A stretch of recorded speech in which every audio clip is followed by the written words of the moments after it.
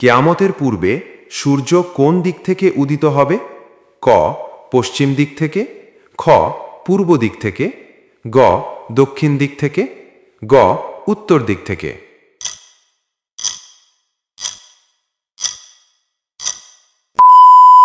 সঠিক উত্তর ক পশ্চিম দিক থেকে। কোন সাহাবী দাজ্জালকে দেখেছেন যে সে একটি দ্বীপে বন্দী আছে? ক উমর ফারুক রাদিয়াল্লাহু আনহু, খ তামিম আদ-দারি রাদিয়াল্লাহু আনহু, গ আব্দুল্লাহ বিন জুবাইর রাদিয়াল্লাহু আনহু, ঘ ওসমান রাদিয়াল্লাহু আনহু।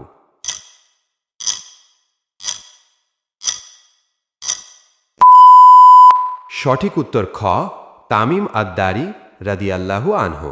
চার খলিফার মধ্যে কে সর্বপ্রথম ইসলাম গ্রহণ করেন? ক আবু বকর রাদিয়াল্লাহু আনহু, খ ওমর রাদিয়াল্লাহু আনহু, গ উসমান রাদিয়াল্লাহু আনহু, ঘ আলী রাদিয়াল্লাহু আনহু।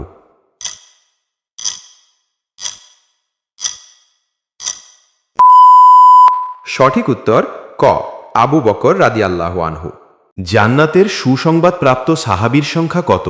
ক 10 জন, খ 13 জন, গ 11 জন, ঘ 7 জন।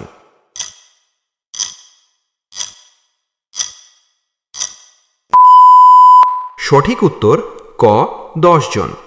কোন সূরাকে কোরআনের হৃদয় বলা হয়? ক সূরা আর রহমান, খ সূরা ইখলাস, গ সূরা ইয়াসিন, ঘ সূরা ফাতিহা।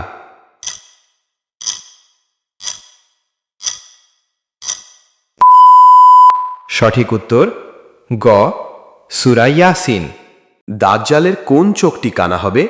ক বাম চোখ, খ ডান চোখ, গ ক ও খ, ঘ কোনোটিই নয়।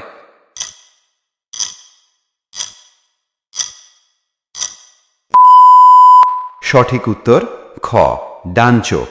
হযরত ইব্রাহিম আলাইহিসসালাম কোথায় জন্মগ্রহণ করেন?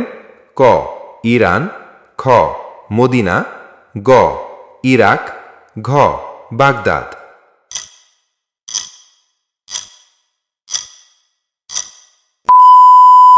সঠিক উত্তর গ ইরাক। সৃষ্টিগতভাবে সর্বপ্রথম নবী কে? ক আদম আলাইহিসসালাম, খ ইব্রাহিম আলাইহিসসালাম, গ ঈসা আলাইহিসসালাম, ঘ মুহাম্মদ সাল্লাল্লাহু আলাইহি ওয়াসাল্লাম।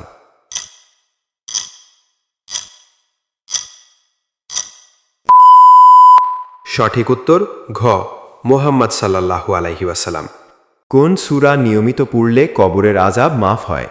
ক সূরা বাকারা, খ সূরা ইয়াসিন, গ সূরা মুলক, ঘ সূরা ইখলাস।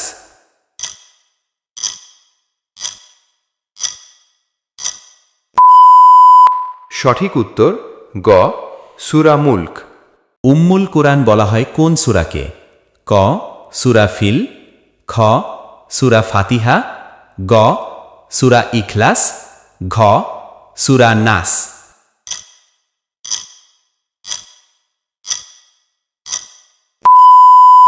সঠিক উত্তর খ সূরা ফাতিহা।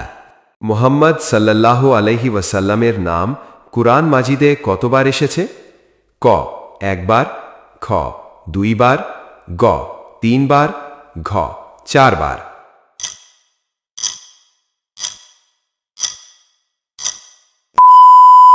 সঠিক উত্তর ঘ 4 বার।